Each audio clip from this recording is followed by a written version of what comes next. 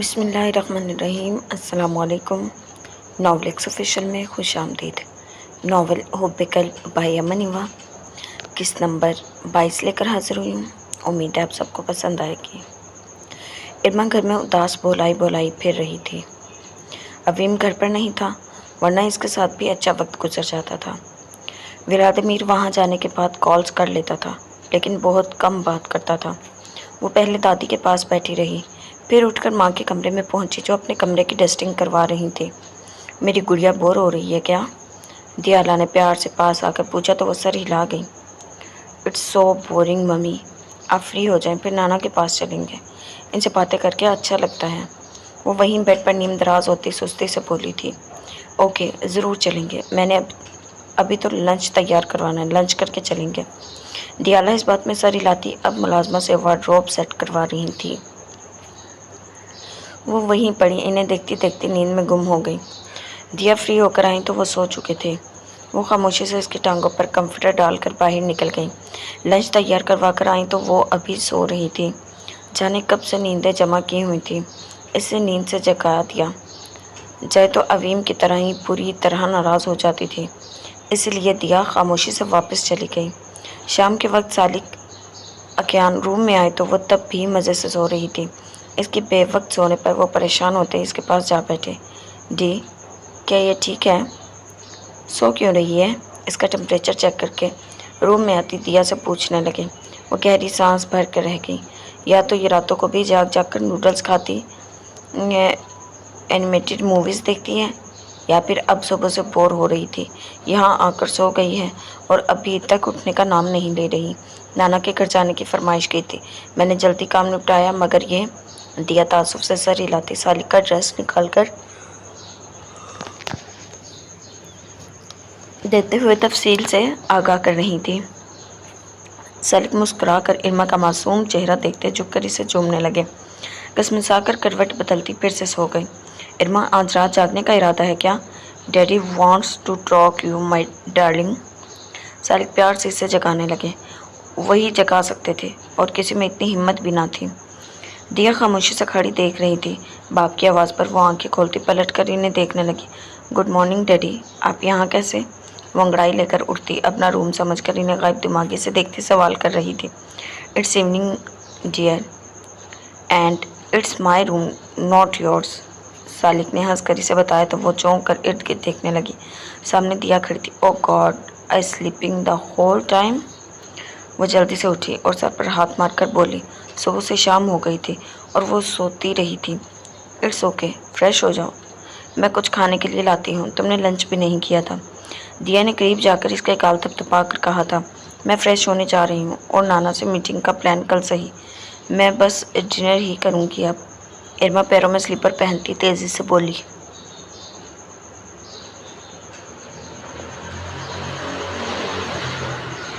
اچھا سنو، حالہ کہہ رہی تھی بیا بھی بور ہوتی رہتی ہے، آئی تھنک تم کچھ دیر اس کے پاس چلی جایا کرو، سب سے گپ شپ ہو جائے گی، ٹائم اچھا پاس ہو جائے گا، بیا بھی خوش ہو جائے گی۔ دیا نے اس سے پیچھے سے آواز لگائی تو وہ دروازے کے پاس رک کر اوکے کہتی نکل گئی۔ کیا وہ بیا واقعی انوسنٹ ہے؟ اس نے پھر کبھی اپنے گھر جانے کی کوشش نہیں کی؟ کیا عویم نے جو سب بتایا وہ سچ تھا؟ سالک عابیہ کے ذکر پر پرسوچ سے بول رہا تھا۔ Of course she is innocent. وہ پہلے بھی گھر اس لیے گئی کیونکہ ان سے رشتہ ہے، ان لوگوں نے اسے کبھی اپنا نہیں سمجھا، انفیکٹ اس کو نام تک نہیں دیا اپنا اس لغاری نے۔ عویم پاگل تھوڑی ہے، دیا ان کے اب بھی سوچنے پر خفگی سے بولی۔ سالک کا کیان کندھے اچکاتے گہری سانس بھر کر اٹھ کھڑے ہوئے۔ اس بات کو چھوڑ ہی دیا تھا۔ ہاں وہ مجھ پر گیا ہے، پاگل تو نہیں ہے، مگر محبت سوچے سمجھے بغیر کر بیٹھے ہیں۔ وہ اپنا ڈریس اٹھا کر شرارت سے بولتے دیا کو مزید دبا گئے تھے۔ وہ کمر پر ہاتھ رکھتی لڑنے کو تیار ہوئی۔ بالکل، وہ آپ پر گیا ہے، عقل سے پیدل ہے، لیکن بہترین لڑکی کو زندگی کا ساتھی بنایا ہے۔ دیا بھی انہیں جتا کر بولی تھی۔ سالک کہکا لگاتے نفی میں سر ہلانے لگے۔ جی اور ان کی باتیں، وقت بدل گیا تھا، لیکن دیا آج بھی خود کو بیسٹ آف سالک کو عقل سے پیدل ہی سمجھتی تھی۔ وہ دونوں ولادیمیر کے آفس کی بلڈنگ میں بیٹھے ہوئے تھے۔ اویم نے ایک کالج فرینڈ چارلس کو ہیکنگ کے لیے یہیں بلوایا تھا۔ ولادیمیر نے پہلے ہی ٹیم کو کام سے دور کرتے ہوئے پرسنلی ڈیٹا رکھنے سے منع کر دیا تھا۔ اب بس آفس کی بیسمنٹ میں رکھے ہیکنگ ٹیم کے سسٹم سے ڈیٹا نکالنا تھا۔ یہ کام ختم کرنے اور اپنی ٹیم ممبرز کو فارغ کرنے سے پہلے اپنی ریکارڈز اور ڈیٹا سسٹم میں وائرس ڈلوا لو گے، جس سے ڈیٹا کرپٹ ہو جائے گا۔ پھر اس لاکھوں کی مالیت کے سسٹم کو اگر مارکیٹ میں بھی دے دو گے تو پریشانی کی بات نہیں۔ اویم نے اسے مشورہ دیا۔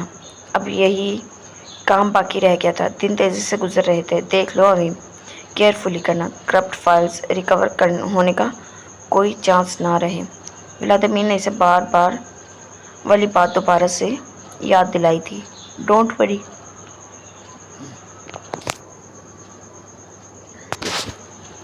چارلس وہ سب ڈیٹا بالکل ہی کرپٹ کرے گا۔ یار، اگر کسی نے ریکور کرنے کی کوشش کی تو بھی ڈیٹا سسٹم ناکارہ ہو جائے گا۔ اویم نے اسے اطمینان دلایا۔ چارلس پہنچ گیا تھا۔ وہ ایک بگڑے حلیے والا سفید فام لڑکا تھا۔ چپکی بند رنگ لال نکر پہنی ہوئی تھی۔ ٹانگیں پنڈلی پر عقاب کا ٹیٹو بنا ہوا تھا۔ شرٹ کا گلا وی کی شکل کا گہرا تھا، جس سے سینے کا ایک بڑا حصہ نظر آ رہا تھا۔ سینے پر بھی عجیب و غریب ٹیٹو بنے ہوئے تھے۔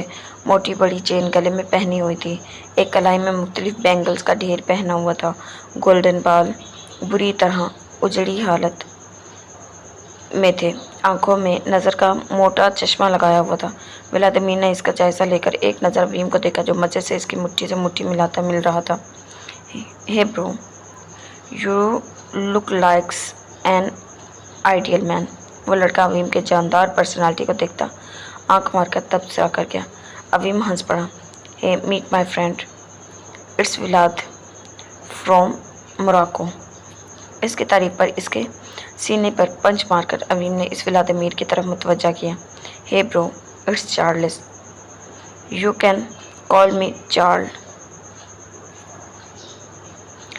سو what you want to do? Hi بھائی، میں چارلس ہوں، تم مجھے چارلی بلا سکتے ہو۔ تو تم مجھ سے کیا کروانا چاہتے ہو؟ چارلس نے ولادیمیر سے مل کر اپنا تعارف دیا اور بھی اویم کی طرف مڑ کر اس سے پوچھنے لگا۔ Follow me, you have to do well. Awaim اسے بیسمنٹ میں لے گیا، اسے سسٹم دکھایا۔ ایک سسٹم کے پاس بٹھا کر کام سمجھانے لگا۔ چارلس کو ان سسٹمز میں وائرس ڈالنا تھا، جس سے ان کے اندر کا سارا ڈیٹا ناکارہ ہو جاتا۔ چارلس کی آنکھیں تو بیسمنٹ میں بنے اتنے بڑے کمپیوٹر روم کو دیکھ کر ہی پھیل گئی تھیں۔ ٹھیک ہے، یہ کام کچھ گھنٹوں کا ہے، یا ہو سکتا ہے اس سسٹم میں پروٹیکشن، وائرس اور ہیکنگ سے بچانے کے اقدامات ہوں، تو اسے کرپٹ کرنے میں ایک دن بھی لگ سکتا ہے۔ چارلس نے اسے تفصیل سے آگاہ کیا۔ اویم نے سر ہلا دیا۔ کوئی پریشانی نہیں، اپنا کام بہترین کرو، لیکن اگر تم بہترین نہ کر سکے تو تم کبھی یہ جگہ نہیں چھوڑ پاؤ گے۔ میرے الفاظ لکھ لو، میں چیک کروں گا۔ اویم نے اسے دھمکاتے ہوئے گریبان پکڑ کر جھٹکا دیا۔ Hey relax, it's easy man, I can do it. Charles نے ہاتھ کھڑے کرتے ہوئے اویم کو یقین دلایا تو اس نے گریبان چھوڑ کر مسکراتے ہوئے اس کی شرٹ ٹھیک کی۔ So here we go. Charles نے ہاتھ کی انگلیاں آپس میں پھنسا کر چٹکائیں، سر کو دائیں پھر بائیں موڑ کر بازو جھاڑے، انگلیاں پیانو کے انداز سے چلاتا کی بورڈ پر رکھ گیا۔ اس کے انداز پر اویم نے ناک چڑھا کر اسے دیکھا۔ چارلس کام شروع کر چکا تھا۔ سامنے کانچ کے ٹیبل پر بڑے مختلف کی بورڈز پر جگہ جگہ تیزی سے انگلیاں چلاتا کی ورڈز ڈالتا جا رہا تھا۔ اویم سینے پر ہاتھ باندھ کر کھڑا دیکھ رہا تھا جب اس کے موبائل پر ولاد کی کال آئی تھی۔ اویم، اس پر میں کیمرے سے نظر رکھ رہا ہوں، تم ذرا اوپر آنا۔ ولادیمیر کے لہجے میں پریشانی صاف ظاہر ہو رہی تھی۔ اویم چونکا، ایک نظر چارلس کو دیکھ کر سکرینز پر دیکھا اور وہاں سے نکل کر اوپر آفس میں پہنچا۔ یہ دیکھو، تم نے کیا پریشانی کھڑی کر دی ہے۔ ولادیمیر نے اسے لیپ ٹاپ کی سکرین کے پاس کیے ایک کلپ کی طرف متوجہ کر کے ویڈیو پلے کی۔ اسکرین پر ایملی بیٹھی تھی، اپنے باپ کی موت کا شک ظاہر کر رہی تھی۔ وہ ایک پولیس آفس میں بیٹھی تھی اور رپورٹ درج کروانے آئی ہوئی تھی۔ اس کے مطابق اس کے باپ کو مروانے کے لیے اسے ٹریپ میں پھنسوانے والا عویم خان تھا۔ اس نے اپنے بوائے فرینڈ کے کنڈیپنگ کے ساتھ عویم کا دھمکی کا پروف دکھایا تھا۔ ایک پشنگ کی ہوئی وائس کال تھی جس میں عویم نے اسے اس کے باپ کو مارنے کی دھمکی دی ہوئی تھی۔ اس نے کچھ اور بھی اللیگل کاموں کے ریکارڈز دکھائے تھے۔ اس کا اللیگل کلب میں جانا اور بازار کے لوگوں سے ملنا تھا۔ وہ کہہ رہی تھی اس کا باپ عویم کو ان چارجز کی وجہ سے اریسٹ کروانا چاہتا تھا جس کی وجہ سے اس نے مارسیلس کو بھی مروا دیا۔ ایملی کے مطابق اس کی بہن کو بھی اسی نے مروایا تھا۔ مارگریٹا کے مرڈرز کے ساتھ ملنے کی کچھ پکچرز دکھا رہی تھی۔ وہ پولیس کو جو ثبوت دکھا رہی تھی ان کے مطابق نہ صرف عویم نے اللیگل کام کیے تھے بلکہ مرڈرز بھی کروائے تھے۔ مائی فٹ، تمہیں یہ کہاں سے ملی؟ عویم نے چیئر کو ٹھوکر مار کر دانت پیسے۔ میرے کچھ ریسورسز ہیں۔ میں مارسیلس کی موت کی انویسٹیگیشن کا ریکارڈ جاننا چاہتا تھا۔ اب پولیس کی ہٹ لسٹ میں اس گینگ کے ساتھ تم بھی شامل ہو چکے ہو۔ میں نے کہا تھا نہ ایملی کو ابھی امریکہ نہ آنے دو۔ تم نے میری بات نہیں سنی۔ ولادیمیر نے دانت کچکاتے ہوئے عویم کو دیکھا۔ کام بڑھ گیا تھا، مصیبت بڑھ گئی تھی۔ اب پولیس عویم کو ان چارجز کے ساتھ اریسٹ کرنے والی تھی۔ عویم سر پکڑ کر بیٹھ گیا۔ اپنی بے گناہی اور ان سب ریکارڈز کو فیک ثابت کیا جا سکتا تھا۔ انویسٹیگیشن کی جانی تھی اور عویم بھی خود پر یہ چارجز غلط ثابت کر سکتا تھا، مگر سارا مسئلہ وقت کا تھا۔ ان کے پاس وقت نہیں تھا۔ یہ کام انہیں مزید 1-2 ماہ کے لیے امریکہ میں پھنسا دینے والا تھا۔ دوسری جانب ولادیمیر کا مینیجر رائلی اس کا یوں اچانک کام چھوڑ کر جانے پر اپنا نقصان کروائے بیٹھا تھا۔ اسے اب ایک اور کار ریسر کی ضرورت تھی جو وننگ کا ریکارڈ رکھتا ہو۔ وہ ایک اپ کمنگ انٹرنیشنل ریس میں ولادیمیر کے نام ٹوکن لے چکا تھا۔ اس کے ساتھ ساتھ اس کے نام کی بیٹ لگا چکا تھا۔ اس کا لاکھوں میں پیسہ لگا تھا۔ ولادیمیر سے اس نے کافی بحث کی تھی۔ وہ چاہتا تھا ایک آخری بار ولادیمیر اس ریس میں حصہ لے۔ وہ وہی ڈیٹ تھی جب اس کا پاکستان میں ریسیپشن تھا۔ وہ چاہ کر بھی جوائن نہیں کر سکتا تھا۔ اس کے انکار پر رائلی نے ہر ممکن راستہ ڈھونڈا تھا اس سب عذاب سے نکلنے کا۔ اس کے پاس ایک ہی راستہ تھا جو ولادیمیر کی موت تھا۔ اس کے مرنے پر ہی وہ کار ریسر ریپلیس کر سکتا تھا۔ اس کے علاوہ کوئی بھی یہ کنڈیشن سمجھنے کو تیار نہیں ہونے والا تھا۔ رائلی اس وقت ایک بلڈنگ کے ٹاپ فلور پر بیٹھا تھا۔ ایک شیشے کے ٹیبل کے ایک جانب چیئر پر وہ بیٹھا تھا۔ وہ دوسری جانب ایک بڑی عمر کی کافی صحت مند سفید فام عورت بیٹھی تھی۔ یہ خطرناک گینگ کی لیڈر ڈیزی تھی۔ اس کے پیچھے 4 ہٹے کٹے سیاہ فام، سیاہ پینٹ اور سلیو لیس شرٹ میں سینہ تانے ہاتھ میں رائفل پکڑے کھڑے تھے۔ رائلی نے ٹیبل پر خاکی لفافہ رکھ کر ڈیزی کی طرف بڑھایا جو اس نے اٹھا کر کھولا۔ اندر ولادیمیر کی پکچر اور اس کے گھر کا پتہ تھا۔ اس بندے کو اگلے ہفتے سے پہلے مر جانا چاہیے۔ رائلی نے ایک نظر ان سیاہ فارمز پر ڈال کر کہا، پیسہ کہاں ہے؟ پہلے پیسے کی بات کرو۔ ڈیزی نے لفافہ واپس ٹیبل پر پھینک دیا۔ رائلی نے جلدی سے سفید بیگ ٹیبل کے نیچے سے ہی اس کی طرف بڑھا دیا۔ ڈیزی کے اشارے پر ایک سیاہ فام آگے بڑھا اور بیگ اٹھا کر کھولا۔ پیسہ اچھی طرح چھان لینے کے بعد اس سیاہ فام نے ڈن کا اشارہ کیا اور بیگ اٹھا کر لے گیا۔ ٹھیک ہے، تمہارا کام یہاں پورا ہوا۔ باقی آدھی رقم کام کے بعد لی جائے گی اگر تم نے دھوکہ دینے کی کوشش کی۔ ڈیزی نے خنجر نکال کر اشارہ دیا۔ اس لیے سنبھل کر رہو۔ وہ اپنی بات مکمل کرتی اسے جانے کا اشارہ دے چکی تھی۔ رائلی نے تھوک نکلتا جلدی سے اس بات میں سر ہلاتا اٹھ کر چلا گیا۔ ڈیزی نے ایک بار دوبارہ پکچرز اٹھا کر غور سے اسے دیکھا۔ پھر وہ پکچر ایک بندے کو دے کر انفو نکالنے کا کہا۔ 3 گھنٹوں کے اندر ولادیمیر آدھا ادھورا ریکارڈ ڈیزی کے ٹیبل پر موجود تھا۔ اس بندے کو مارنا آسان نہیں۔ اس کے گھر کا سیکیورٹی سسٹم بہت سخت ہے اور مجھے لگتا ہے یہ کہیں نہ کہیں کسی گینگ سے جڑا ہے۔ وہ بندہ جو کوئی بھی تھا، اس نے ولادیمیر کے بارے میں بتاتے ہوئے اس کی کچھ تصاویر سامنے رکھی تھی۔ سیاہ لباس میں چھپا ہوا حلیہ اور اس کے لباس میں سے نظر آنے والی پسٹل۔ ڈیزی پرسوچ نظروں سے سب کو دیکھ رہی تھی۔ اپنے تیز ترین بندے کو آج رات اٹیک کے لیے تیار رہو۔ اس کا کام پورا ہوا۔ ڈیزی تمسخر سے کہکا لگا رہی تھی۔ وہ دونوں سر پکڑے بیٹھے تھے۔ اب تو دماغ نے بھی ساتھ چھوڑ دیا تھا۔ نہ کوئی پلان سمجھ آ رہا تھا، نہ ہی کوئی راہ فرار۔ ولادیمیر بار بار مٹھیاں بھیجتا سر جھٹک رہا تھا۔ عویم ساکت سا اسکرین پر نظر جمائے چارلز کو دیکھ رہا تھا۔ وہ ابھی تک کام میں لگا ہوا تھا۔ اب کیا کریں عویم؟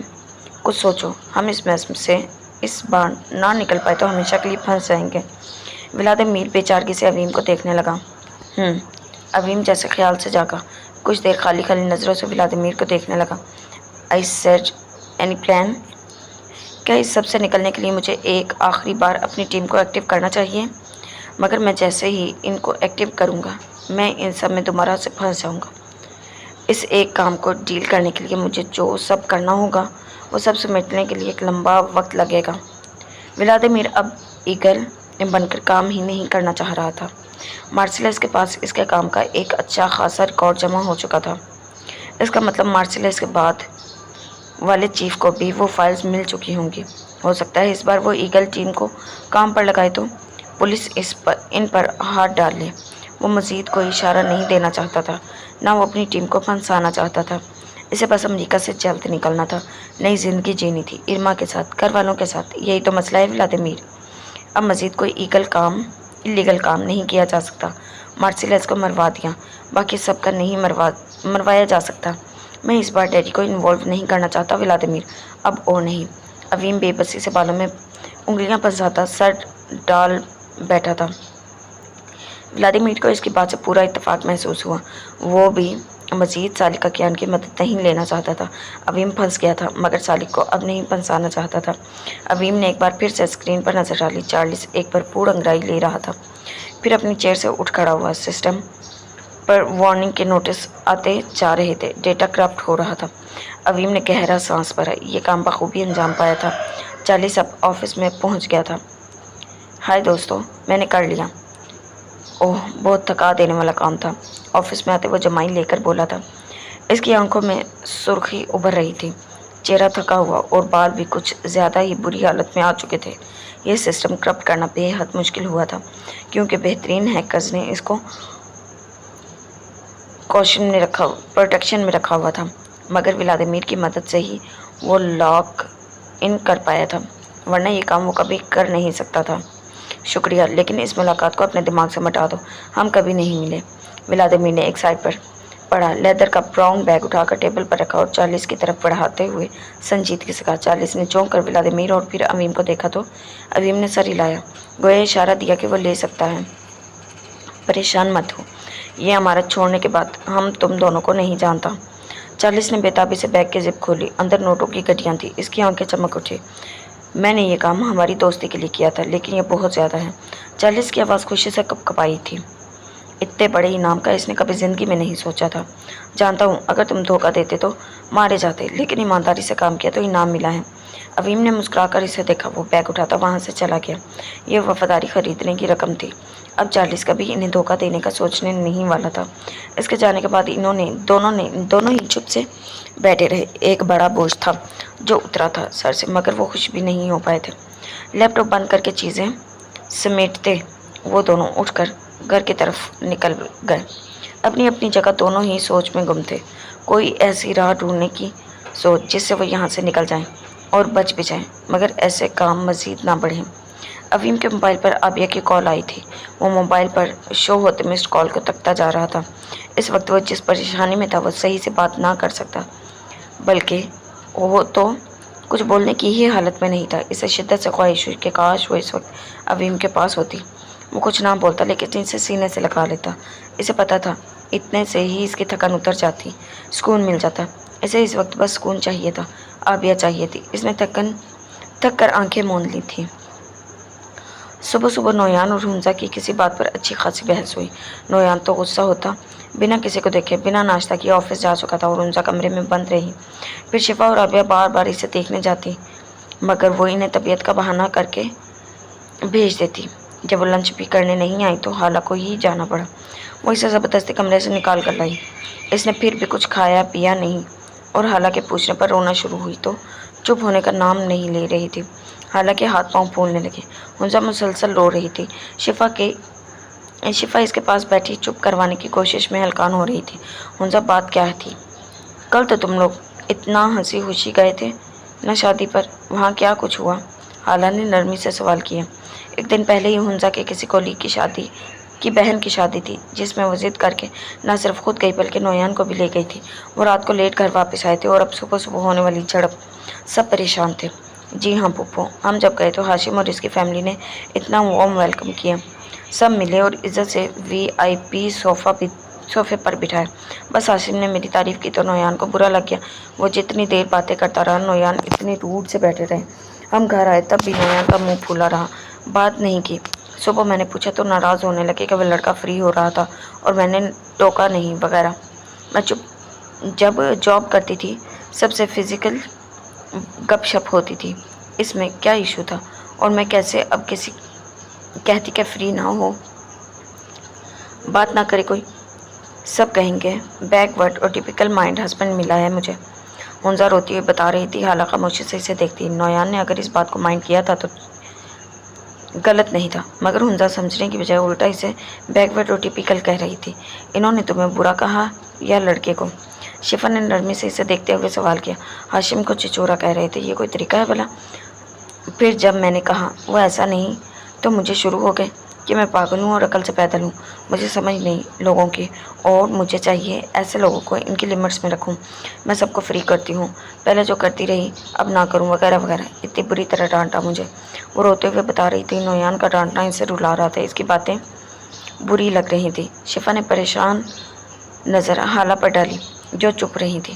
ہنزا اس نے کچھ دیکھا ہے تو کہا ہے نا، ہسبینڈ کہاں برداشت کر سکتا ہے اس کی وائف کی کوئی بالکل غیر تعریف کرے اور فری ہو؟ تم خود سمجھدار ہو، یہ بات صحیح نہیں ہے۔ جاب کی تب اور بات تھی، اب تم جاب نہیں کرتی، اب ان سے کوئی لینا دینا نہیں، ذرا خیال سے رہا کرو بیٹا، اب تم میرڈ ہو۔ حالہ سنجیدہ لہجے میں اسے سمجھا رہی تھی۔ وہ جانتی تھی نویان کا طریقہ غلط ہے، مگر بات غلط نہیں تھی۔ وہ نویان سے بھی بات کرنے کا سوچ چکی تھی، اب ہنزا کو بھی سمجھانا تھا۔ مگر پھپھو، اس کا یہ تو مطلب نہیں وہ مجھ پر شک کریں، اگر اتنی بری لگتی تھی تو شادی نہ کرتے۔ ہنزا جو کچھ چپ ہوئی تھی پھر سے رونے لگی۔ حالہ نے بیچارگی سے اسے دیکھا، جو بات سمجھنے کو تیار نہ تھی وہ خاموش ہو گئی۔ ابھی وہ جذباتی ہو رہی تھی، کچھ سمجھ نہیں رہی تھی۔ شفا ہنزا کو بہلانے اور سمجھانے کی کوشش میں ناکام ہو کر اب چپ چاپ بیٹھی تھی۔ ہنزا سب کے کہنے پر بھی بنا کچھ کھائے کمرے میں بند ہو گئی تھی۔ نویان بھی شاید اس غصے کی وجہ سے گھر نہیں آ رہا تھا۔ شام ہوئی تو مجبوراً کال ملائی۔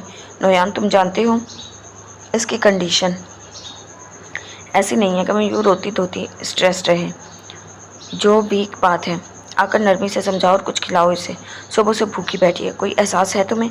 نویان جو آفس میں بے مقصد سا کام میں بزی تھا، ان کی بات پر فوراً اٹھ کر گھر پہنچا تھا۔ ہنزا کمرے میں اندھیرا کیے پڑی تھی، وہ اس کے پاس جا کر نرمی سے اس کے بال سمیٹنے لگا۔ صبح غصے میں وہ بہت سختی سے بات کر گیا تھا اور بہت کچھ غلط بھی کہہ گیا تھا، اب احساس ہونے لگا تھا۔ آئی ایم سوری ہنی، مجھے ایسی بات نہیں کرنا چاہیے تھی۔ ویری سوری میری جان۔ نویان نے اس کے گرد بازو پھیلاتے ہوئے اسے اٹھا کر سینے سے لگایا۔ ہنزا اس کی نرم آواز اور معذرت پر اس کے گلے میں باہیں ڈالتی رونے لگی۔ میں نے کبھی تم پر شک نہیں کیا، نہ ہی میں تمہاری جاب کرنے کو غلط سمجھتا تھا، بس مجھ سے کسی اور کا تمہیں دیکھنا برداشت نہیں ہوتا، جیلس ہوتا ہوں، اسی لیے غصے میں کیا کچھ بول گیا پتہ نہیں چلا، سوری۔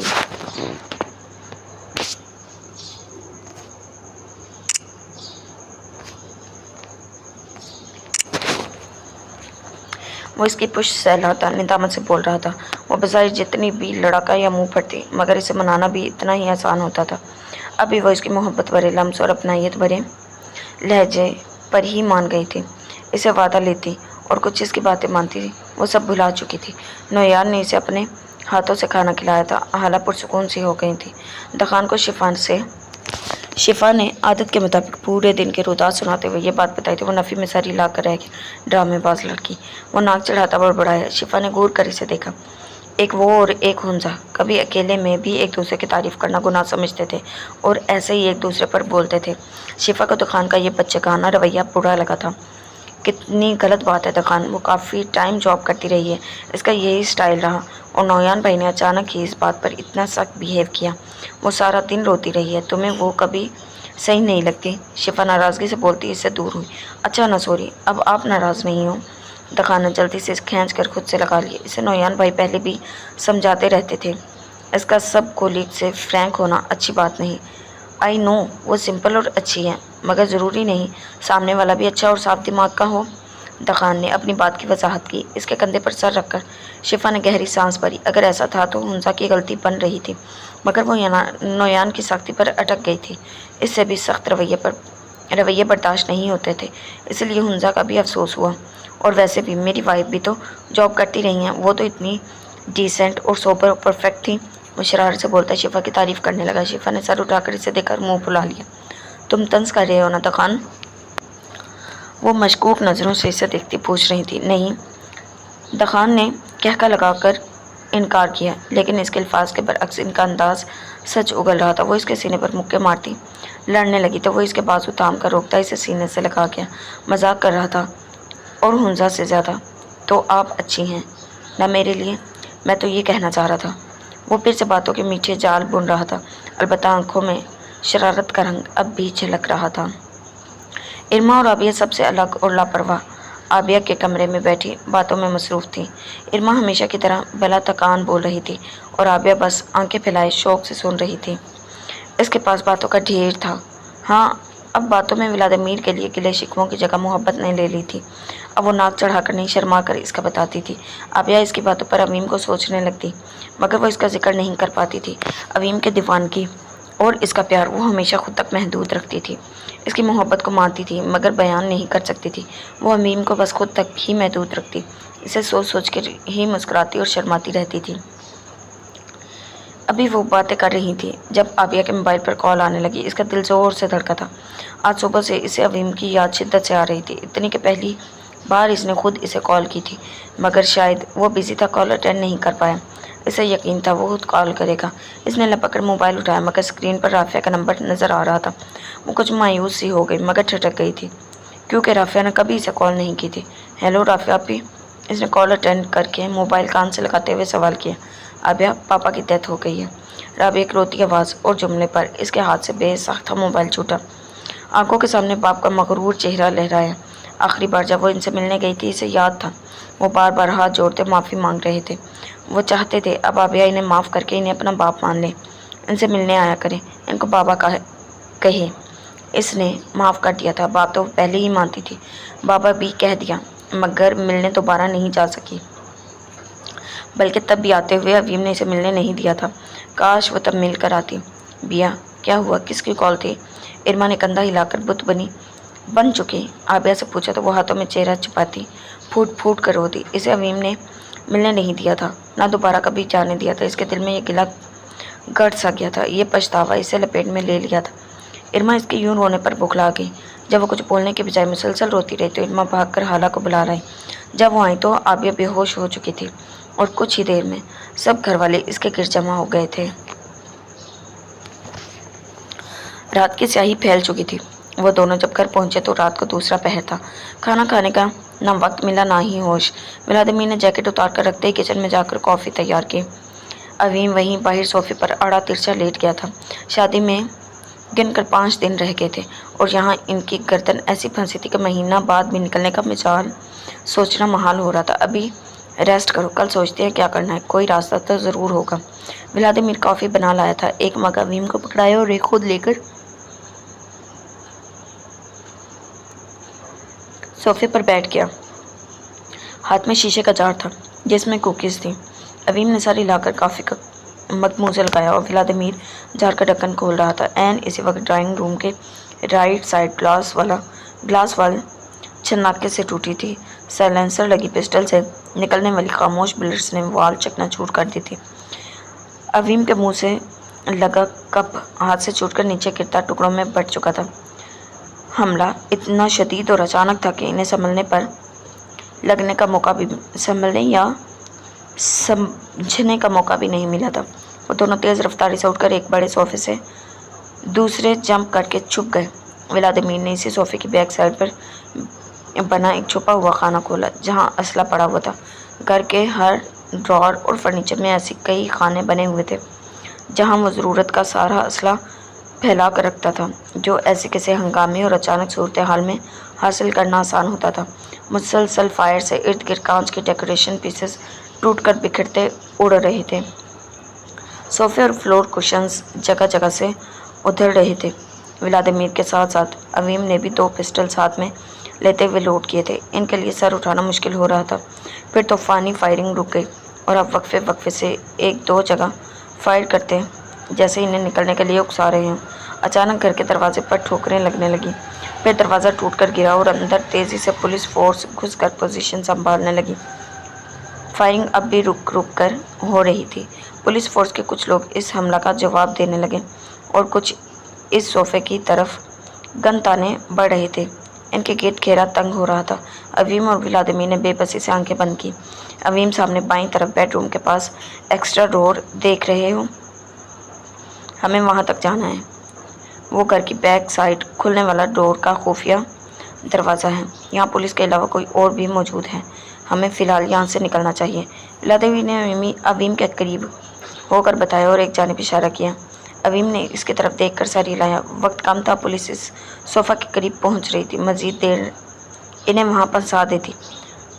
مقابلہ کرنا ممکن نہیں تھا کیونکہ وہ لوگ تعداد میں زیادہ تھے اور ان کے علاوہ پولیس بھی آ گئی تھی۔ اوکے، تم مجھے کور دو اور میں تمہیں 3 گننے تک ایک ساتھ قدم بڑھانا۔ عویم نے اسے دیکھا، 3 تک کاؤنٹ کیا اور دونوں نے ایک دوسرے کو دیکھتے ہوئے اشارہ کیا۔ دروازے کے راستے میں 2-3 جگہ موٹے موٹے پتھر سے تیار کیے بڑے بڑے مجسمے رکھے ہوئے تھے، جھکے ہوئے ایک ساتھ تیزی سے آگے بڑھنے لگے۔ کبھی ولادیمیر الٹا چلتا فائر کرتا اور کبھی وہ سیدھا ہو جاتا تو عویم فائر کرنے لگتا۔ وہ مختلف سمت بازو پھیلا کر ہر طرف سے کور کرتے ان مجسموں کی پناہ لے کر خود کو نشانہ بننے سے روک رہے تھے۔ وہ دروازے کے پاس پہنچ چکے تھے۔ عویم تیزی سے دروازے کی طرف بڑھاتا کہ اسے کھول سکے، جبکہ ولادیمیر اسے جلدی کرنے کا چیختا فائر کر کے سب کو اپنی طرف بڑھنے سے روک رہا تھا۔ ایک گولی ولادیمیر کے بازو پر لگی، وہ لڑکھڑایا اور اس کے ہاتھ سے پسٹل چھوٹ گئی۔ عویم ساکت ہوا۔ ولادیمیر، وہ چیخ کر ولادیمیر کی طرف بڑھا جو اپنی شانوں کی زد میں آ رہا تھا، جو ایک ہاتھ سے فائر کر کے وہ مزید نہ روک سکتا۔ ولادیمیر کی طرف تیزی سے فائر کھول گیا تھا۔ عویم عین وقت پر سامنے آ گیا۔ 1 2 3 اس کے جسم میں گولیاں اترتی چلی گئی۔ ولادیمیر گھبرا کر عویم کے گرتے وجود کو سنبھالنے لگا۔ عویم اوپن یور آئیز۔ ولادیمیر چیخ کر اسے پکارتا پیچھے کی طرف کھینچ رہا تھا اور پاگلوں کی طرح تیزی جو ابھی فائر کرنے لگا، مگر عویم زمین پر ڈھیر ہو چکا تھا۔ اچانک ہی جیسے وہ حملہ آور رک سے گئے تھے، دروازے کی جانب سے ہی پولیس پر پیچھے سے فائرنگ ہونے لگی۔ وہ بھی کسی اور پارٹی کی موجودگی محسوس کرتے تیزی سے پوزیشن بدلنے لگے۔ حملہ اب بھی جاری تھا مگر نشانہ وہ 2 نہیں رہے تھے۔ مدد ملی تھی مگر دیر سے۔ ولادیمیر نے اس گہراؤ کے پیچھے سے آتے سالک ککیان کو دیکھا تھا۔ وہ آواز بھاگتے ہوئے ان کی جانب بڑھا تھا۔ ولادیمیر بے جان سا زمین پر گرنے جیسا بیٹھتا ساکت نظروں سے عویم کو دیکھنے لگا، جس کی سکن کلر شرٹ پوری سرخ ہو چکی تھی۔ پولیس کو گینگ نے اپنی طرف متوجہ کر لیا۔ اس کا مقابلہ جاری تھا۔ ابھی تک ان میں سے کسی کا جانی نقصان نہیں ہوا تھا۔ حملہ آور پیچھے ہوتے جا رہے تھے۔ ان کو گھیرنے کے لیے پولیس گھر سے نکل کر باہر ان تک پہنچ رہی تھی۔ سالک ککیان اس موقع کا فائدہ اٹھاتے ولادیمیر اور عویم کو خفیہ راستے سے باہر نکال گئے۔ عویم کا خون تیزی سے بہہ رہا تھا، اس کی آنکھیں بند ہو چکی تھی۔ ولادیمیر یا سالک کی کسی پکار کر نہ سن رہا تھا، نہ جواب دے رہا تھا۔ ابھی وہ گاڑی پر ان کو لے کر کچھ ہی دور ہوئے ہوں گے کہ گھر میں دھماکہ سا ہوا تھا اور آگ پھیلی تھی۔ آگ کے تپتے شعلے آسمان کو چھونے لگے تھے۔ سب ختم ہو گیا تھا۔ پولیس جھٹکے سے دور ہٹی۔ کچھ لوگ جو قریب تھے اڑ کر دور جا گرے، کچھ زخمی بھی ہو گئے تھے۔ گینگسٹر اس موقع سے فائدہ اٹھاتے ہی اپنے بندے سمیت غائب ہو چکے تھے۔ فائر بریگیڈیئر اور ریسکیو آنے تک گھر بری طرح جھلس چکا تھا اور اندر اس خفیہ راستے کے پاس 2 لاشیں جل کر کوئلہ ہوئی پڑی تھیں، جن کے کار ریسز ولادیمیر اور فیمس سنگر ماڈل عویم خان کے طور پر شناخت کر لی گئی تھی۔ میڈیا پہنچ کر اس بڑے حادثے کی رپورٹنگ دے رہا تھا۔ سالک ککیان پوری رفتار سے گاڑی چلاتے ایک پرائیویٹ ہاسپٹل میں پہنچے۔ اکھڑتی سانسوں اور بے بہا خون ضائع ہو جانے کے بعد عویم اب جان دینے کو تھا۔ اس کے پہنچنے سے پہلے ساری تیاری مکمل تھی۔ اسٹریچر پر اسے ایمرجنسی روم میں لے جایا گیا تھا۔ ایک ڈاکٹر نے ولادیمیر کے بازو میں لگی بلٹس نکال کر اس کی بینڈیج کر دی۔ آپریشن تھیٹر بند کا بند ہی رہا تھا۔ ڈاکٹرز اور نرسز کی ایک پوری فوج اندر تھی مگر کوئی خبر نہیں ملی تھی وہ سنبھلا تھا یا نہیں۔ سالک اور ولادیمیر باہر بیٹھے تھے۔ آخر کار ایک لمبے انتظار کے بعد ڈاکٹرز آپریشن روم سے باہر آئے تھے۔ He is not in good condition. Pray for him. اس کی حالت ٹھیک نہیں ہے، اس کے لیے دعا کریں. اسے 24 گھنٹوں تک جاگ جانا چاہیے ورنہ سوری ہم اسے بچانے کے قابل نہیں ہوں گے. ڈاکٹر نے تفصیل سے بتاتے ہوئے اس کی حالت کی وضاحت دی تھی. اسے 4 گولیاں لگی تھی، ایک کندھے پر، ایک سینے میں، دل کے پاس، مگر دل بچ گیا تھا، اور 2 پیٹ میں. اس کا خون بہت ضائع ہو گیا تھا، اس لیے اس کی ریکوری بھی ناممکن سی لگ رہی تھی. وہ ابھی سانس لے رہا تھا مگر اس کے بچ جانے کے چانسز بہت کم تھے. وہ بے ہوش تھا اور اس کا جاگ جانا ضروری تھا ورنہ وہ کوما میں چلا جاتا. سالک اور ولادیمیر ساکت سے بیٹھے تھے. زندگی سے بھرپور اویم ایک دم کس لپیٹ میں آ گیا تھا. ڈاکٹرز کی بات نے اس کے دل چیر دیے تھے. اللہ کا سہارا اور امید نہ ہوتی تو شاید وہ مر ہی جاتے. آبیہ حالہ کے گلے لگ کر روتی جا رہی تھی. اس کے باپ کی موت کا سب کو پتہ چل گیا تھا. آبیہ یہاں مت آنا، پاپا کی بیٹی کے طور پر کوئی تمہیں نہیں جانتا، بالکل مت آنا. رافعہ نے ایک بار پھر سے کال کر کے اسے منع کیا تھا. مگر رافعہ بھی پاپا میں انہیں آخری بار دیکھنا چاہتی ہوں. آبیہ نے روتے ہوئے التجا کی تو وہ ذرا رک گئے. اوکے اگر آؤ تو اجنبی بن کر آنا، بس دیکھ کر چلی جانا. رافعہ کہتے ہی کال کاٹ گئی تھی. آبیہ ساکت سی بیٹھی رہ گئی تھی. آج آخری جب اس کا باپ مر گیا تھا تب بھی اس سے اسے پکارنے کا حق چھین لیا گیا تھا، اپنے ہی باپ کو چھونے اور دل کھول کر دیکھنے کا حق چھین لیا گیا تھا. وہ تب سے ہی مسلسل حالہ کے گلے لگی رو رہی تھی. اسے لے جائے مومانی، کچھ صبر ہی آ جائے گا، ایک نظر دیکھ لینے میں کیا حرج ہے. نویا نے پریشانی سے آبیہ کی بگڑتی حالت دیکھی، جس کا رو رو کر گلا بیٹھ چکا تھا اور چہرہ سرخ اور سوزش زدہ ہو گیا تھا. اتنے لوگوں میں کیسے اویم بھائی کو پتہ چلا تو؟ دخان نے پریشانی سے لب کچلتے ہوئے کہا. اویم نے بار بار ان سے کہا تھا چاہے کچھ بھی ہو جائے آبیہ کو گھر سے مت نکالنا. بالکل نہیں، ضرور کوئی بات تھی یا کوئی خطرہ تھا تبھی تو اس نے اتنی التجا کی تھی. دخان رسک لینے کو تیار نہیں تھا. یہ ایسا موقع نہیں کہ وہ کچھ کہے گا. عقل کرو دخان، اس کا باپ مر گیا ہے. زیان نے دانت پیس کر آہستگی سے دخان کو کہا. دخان بیچارگی سے سر پکڑ کر بیٹھ گیا. اویم بھائی نے منع کیا تھا مگر یقیناً وہ بھی ہوتے یہاں تو لے جاتے. کال کر کے پوچھنا چاہا تھا. وہ کال ہی نہیں اٹینڈ کر رہے. نویان نے ایک بار پھر قدرے فاصلے پر بیٹھی آبیہ کو دیکھا جسے حالہ زبردستی پانی پلا رہی تھی. شفا اور حنزہ بھی فکر مند سی پاس بیٹھی تھی. ارما اس کو دیکھتی خود بھی رو رہی تھی. لے جاؤ اپنی ماں اور آبیہ دونوں کو لے جاؤ دخان، کچھ دیر بعد آ جانا ورنہ ساری زندگی آبیہ کو یہ بات تکلیف پہنچائے گی کہ وہ اپنے باپ کا آخری چہرہ تک نہیں دیکھ سکی. زیان نے دخان کو ہدایت دی اور خود آبیہ کے پاس پہنچے جو رو رو کر نڈال ہو چکے تھے. بس کر جاؤ بچے، صبر کرو. حالہ اسے گرم شال اور سویٹر پہنائے اور دخان کے ساتھ لے جائیں دونوں. زیان نے نرمی سے آبیہ کو تپتپا کر سینے سے لگایا اور حالہ سے کہا. وہ ساری لا کر اٹھی. دخان اپنی گاڑی کی چابی اٹھا لایا تھا. نویان بار بار اویم کو کالز کر رہا تھا مگر جواب نہ درد. دخان انہیں لے گیا. حالہ نے سارے راستے آبیہ کو یہی سمجھایا کہ دیکھ لینا مگر اسے باپ کے طور پر نہ پکارنا، خواہ مخواہ لوگ متوجہ ہوں گے. آبیہ جو بمشکل ضبط کیے رہی وہاں پہنچتے ہی باپ کو دیکھتی تڑپ تڑپ کر روتی جا رہی تھی کہ حالہ کے لیے سنبھالنا مشکل ہو رہا تھا. اسی طرح روتی روتی وہ بلکا کر گرتی بے ہوش ہو چکی تھی. رافعہ اسے اپنے روم میں لے گئی. آنٹی اس کو چھوڑ جائیں، میں اس کے سنبھلتے ہی واپس لے آؤں گی خود، مجھے کچھ ضروری بات کرنی ہے اس سے. رافعہ نے حالہ کو کہا تو وہ چونک کر اسے دیکھنے لگی. اس کے لہجے میں نامحسوس فکر جھلک رہی تھی. آبیہ کے لیے وہ بہن تھی اور اس کی فیملی اس کا حقیقی رشتہ. حالہ کو انکار کرنا برا لگا تھا. تبھی سر ہلا گئی. دخان نے سنا تو منہ کھولے ماں کو دیکھنے لگا. آپ ان لوگوں کے بارے میں جانتی ہی کیا ہیں ماما؟ اویم بھائی کو پتہ چلا تو بری طرح ناراض ہوں گے. آپ کو یاد نہیں لاسٹ ٹائم کتنا ناراض ہوئے تھے؟ یہ لوگ اچھے نہیں ہیں، بیا کو یہاں نہیں چھوڑ سکتے. دخان ہتے سے اکڑ گیا تھا. حالہ نے اسے دیکھا. دخان آواز آہستہ رکھو، اس کی بہن نے روکا ہے اسے. میں نے اس کے انداز میں بیا کے لیے فکر دیکھی ہے. ایسے موقع پر جب وہ باپ کو کھو چکی ہے ایک دوسرے کا غم بانٹ سکتی ہیں. اتنی فکر ہے تو دوبارہ آ جانا اب چلو. حالہ نے دو ٹوک لہجے میں کہا تو دخان کو ضبط کرنا پڑا مگر دل میں پریشانی بدستور بڑھتی جا رہی تھی. ارما بھی ان کے جانے کے بعد گھر چلی گئی تھی. گھر میں الگ شور مچا ہوا تھا. احرام صاحب بری طرح غصہ ہو رہے تھے. دیا اور ماریا بیگم خاموش مگر پریشان بیٹھی تھی.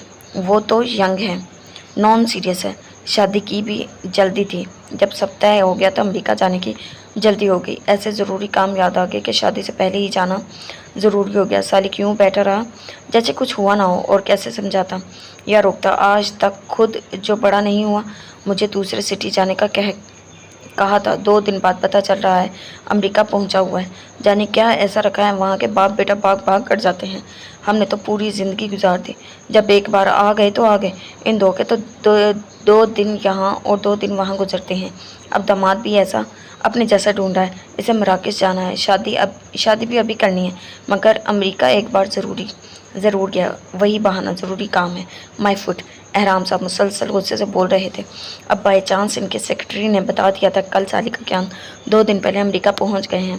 ان کا تب سے غصے سے برا حال تھا، اوپر سے دونوں باپ بیٹے کے نمبرز بند تھے، نہ کوئی رابطہ تھا نہ ہی خبر۔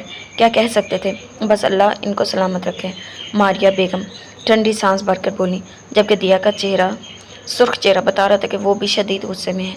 علما سب کے پاس بیٹھی اور گہری سانس بھری۔ کیا آپ جانتے ہیں بیا کے ڈیڈی کی ڈیتھ ہو گئی ہے؟ وہ بہت رو رہی تھی۔ پھر اب آنی اور دخان اسے لے گئے ہیں اس کے ڈیڈی سے ملوانے۔ ارما اچانک اداسی سے بولتی، ان سب کو متوجہ کر کے ان کو جھٹکا سا لگا۔ واٹ؟ کب؟ او گاڈ، بیا مسٹ بی اپسیٹ۔ ماریہ بیگم کو ان کی تکلیف دل پر محسوس ہونے لگی۔ دیالا بھی پریشان ہوگی۔ اچھا کیا لے گئے، اسے بہت افسوس ہوا۔ احرام صاحب بھی دل گرفتہ ہوئے۔ سب کو یہ آبیہ کی فکر ہو رہی تھی، اس کی تکلیف اور غم محسوس ہو رہا تھا۔ توجہ بڑھ گئی تھی۔ اب آبیہ ان کی فیملی کا ٹاپک کھل چکا تھا۔ ارما کچھ دیر بیٹھی رہی، پھر اٹھ کر روم میں چلی گئی۔ دل اداس ہو رہا تھا۔ اس نے ولادیمیر کو کال ملائی، پھر اویم کو، مگر دونوں ہی جانے کہاں گم ہو گئے تھے۔ اویم کو ہوش نہیں آیا تھا۔ سالک اور ولادیمیر ابھی تک وہیں بیٹھے تھے، جب کسی خیال کے تحت ولادیمیر نے سر اٹھا کر سالک کو دیکھا۔ آپ نہ پہنچتے تو شاید ہم۔ اس نے سب سے آنکھیں بند کی۔ سالک نے اس کا کندھا تھپتھپایا۔ آپ کیسے آئے؟ کیسے پتہ چلا؟ کیا؟ ولادیمیر کو ابھی تک یہ بات سمجھ نہیں آئی تھی۔ اویم اور وہ تو سالک سے سب چھپا گئے تھے، پھر مجھے اس اٹیک کا پہلے سے پتہ چل گیا تھا، اسی لیے میرا آنا ضروری تھا۔ مجھے پتہ تھا تم دونوں کا بچنا ناممکن ہو جائے گا۔ وہ بھاری بھیگی آواز میں بول رہے تھے۔ اویم کی حالت انہیں بے چین کر رہی تھی۔ مجھے لگا تھا وقت پر پہنچا ہوں، مگر اویم، سوچا بھی نہیں تھا اویم کو اس حال میں دیکھوں گا۔ وہ نم آنکھوں کو رگڑتے بول رہے تھے۔ کیسے پتہ چلا؟ وہ دوسری گینگ میرے لیے آئی تھی کیا؟ آپ بتا دیتے تو ہم بتا دیتا، تب بھی کچھ نہ کر پاتے۔ ہاں، وہ گینگ تمہارے لیے ہی آئی تھی، پولیس اویم کے لیے، مجھے ایک دوست نے بتا دیا تھا، ورنہ۔ سالک اس کی بات ٹوک کر بتاتے بتاتے رک گئے۔ ولادیمیر بھی شرمندگی سے سر جھکا گئے۔ آبیہ جاگی تو رافیہ کے روم میں تھی۔ بہرام لگاری کی تدفین ہو چکی تھی۔ وہ سسکنے لگی۔ رافیہ نے اسے گلے سے لگایا۔ یہ پہلی بار ہوا تھا۔ آبیہ جذباتی اور تیز سے چپک کر رو رہی تھی۔ آئی ایم سوری آبیہ، تمہیں اسی لیے روکا کیونکہ میں نہیں چاہتی تھی یہاں لوگ تمہیں پاپا کی ناجائز اولاد سمجھ لیں۔ رافیہ کے جملے پر وہ اذیت سے آنکھیں بند کرتی سسکی۔ رافیہ اداسی سے گلے سے لگائے بیٹھی تھی۔ اس چھوٹی بہن کو کبھی چھوٹی بہن یا چھوٹی بیٹی کا اس گھر میں حق نہیں ملا تھا۔ انہوں نے کیوں ایسا کیا؟ ساری زندگی مجھے خود سے دور کیوں رکھا آپی؟ انہوں نے میری ماما سے بھی کبھی اچھا رویہ نہیں برتا، مجھے تو اچھوت سمجھتے تھے۔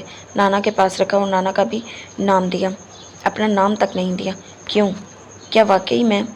آبیہ رو کر بولتی، آخر میں رک گئی تھی۔ خود کو ناجائز کہنے کی ہمت نہ ہوئی تھی۔ بالکل نہیں، بالکل نہیں آبیہ، تمہاری مدر اور تھی، مگر تم پاپا کی جائز اولاد ہو۔ رافیہ نے تڑپ کر نفی میں سر ہلاتے انکار کیا تھا۔ پھر کیوں؟ اپنی حصہ کی اولاد کے ساتھ ایسا کیوں؟ عرفہ آپی کہتی ہیں یہ فکر تھی، پیار تھا۔ خانز دشمن ہے، مگر وہ لوگ تو مجھے سگی بیٹی کی طرح پیار دیتے ہیں۔ پھر بابا نے کیوں ایسا سلوک کیا تھا کہ آج میں انہیں پکار بھی نہیں سکی؟ آبیہ دکھ سے اسے دیکھتی سوال کر رہی تھی، وہ سوال جو وہ اپنے باپ سے کرنا چاہتی تھی، مگر اسے مہلت ہی نہیں ملی تھی، نہ اویم نے موقع دیا تھا کبھی۔ میں نے آج اسی لیے روکا ہے تمہیں۔ میں پاکستان سے جا رہی ہوں، ہمیشہ کے لیے، پاپا کے لیے آئی تھی، اب وہ بھی نہیں رہے۔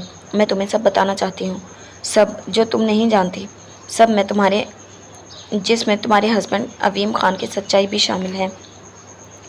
رافیہ اس کے بال سہلاتی سنجیدگی سے بول رہی تھی۔ آبیہ ٹھٹک کر سر اٹھاتی اسے دیکھنے لگی۔ کچھ دن پہلے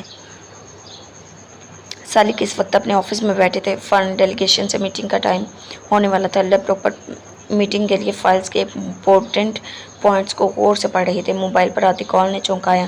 یہ پرسنل موبائل تھا جہاں امپورٹنٹ کالز ہی آتی تھی۔ جارج کا نمبر دیکھ کر انہوں نے جلدی سے کال اٹینڈ کی تھی۔ ہے ایس، تمہارے لیے بری خبر ہے۔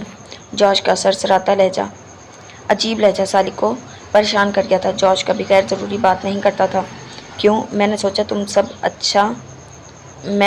سب اچھا ہو گیا۔ سالک دھیمی آواز میں بولے۔ دل بری طرح دھڑک رہا تھا۔